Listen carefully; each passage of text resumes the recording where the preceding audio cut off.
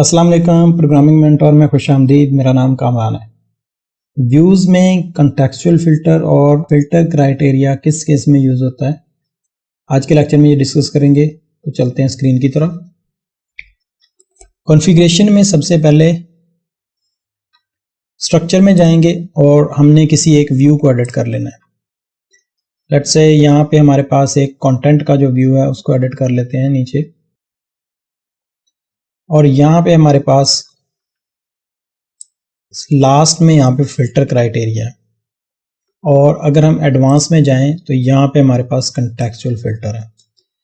तो filter criteria जो है हमारा, ये अगर आप व्यू बना रहे हैं, किसी स्पेसिफिक कंटेंट टाइप का आपने डाटा लेना है या 3 से 4 कंटेंट टाइप को मर्ज करके डाटा लेना है, उस केस में क्या करते हैं हम यहाँ पे फ़िल्टर क्राइटेरिया अप्लाई करते हैं। यानी आपकी ये क्यूरी है, व्यू आपका जो है ये एक क्यूरी बिल्डर ही है, और इसमें हम लोग कंडीशंस ऐड कर रहे होते हैं। तो ये जो फ़िल्टर क्राइटेरिया है ये आपका क्यूरी कंडीशंस है सारी। जितने भी आप कंडीशंस यहाँ पे ऐड करते जाएंगे उसकी बेस पे आपकी क्यूरी फिल्टर होती जाएगी। अब इसको अप्लाई करने के बाद आपके पास लेट से ये व्यू का डाटा आना शुरू हो गया।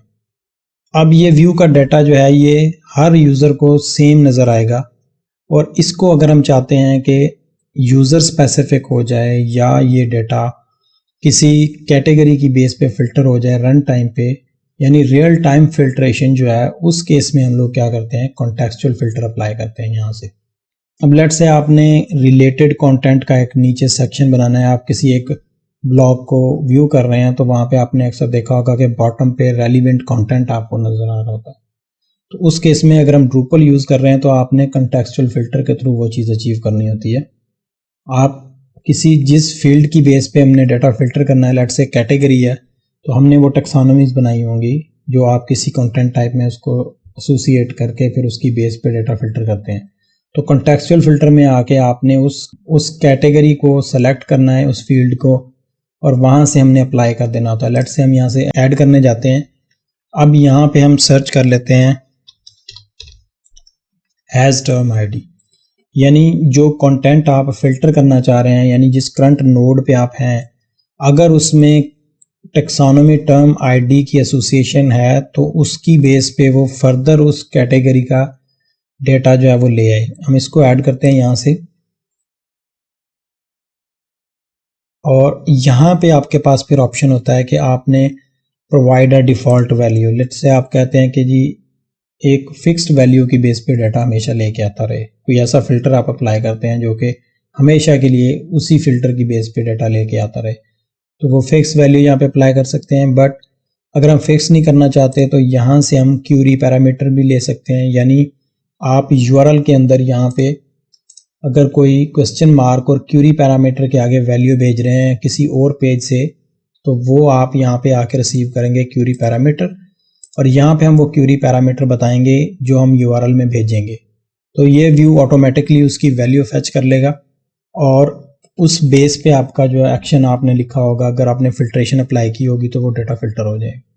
इसी तरह रॉ वैल्यू है URL से, और ये वाला फ़िल्टर हम यूज़ करते होते हैं जब हमने, चूँकि टेक्सोनोमी टर्म ID की बेस पे लगा रहे हैं, तो हम ये वाला यूज़ करेंगे टर्म ID फ्रॉम URL। यानी आपका जो URL करंटली लोडेड होगा उसमें से हमने टेक्सोनोमी टर्म ID लेनी है करंट नोड में से, करंट नोड के साथ जो एसोसिएटेड होगी।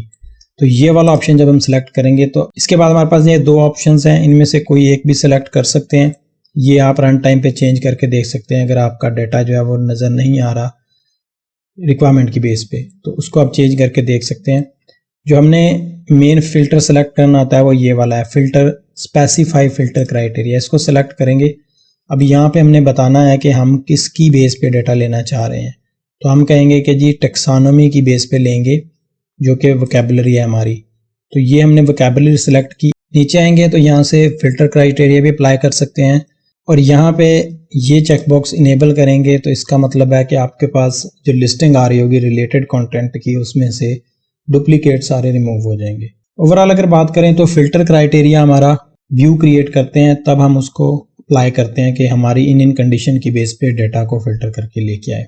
और कंटेक्चुअल फ़िल्टर जो है ये आपका रन टाइम पे डिसाइड करता है, जो करंट पैरामीटर्स होते हैं उनकी बेस पे, के डेटा को फ़िल्टर करना है, किस तरह से फ़िल्टर करना है, किस बेस पे फ़िल्टर करना है। इस तरह से हम लोग ये दोनों फ़िल्टर्स यूज़ करते हैं अपनी रिक्वायरमेंट्स को पूरा करने के लिए। वीडियो अच्छी लगे तो लाइक करें, शेयर करें और चैनल को सब्सक्राइब करें। Thank you.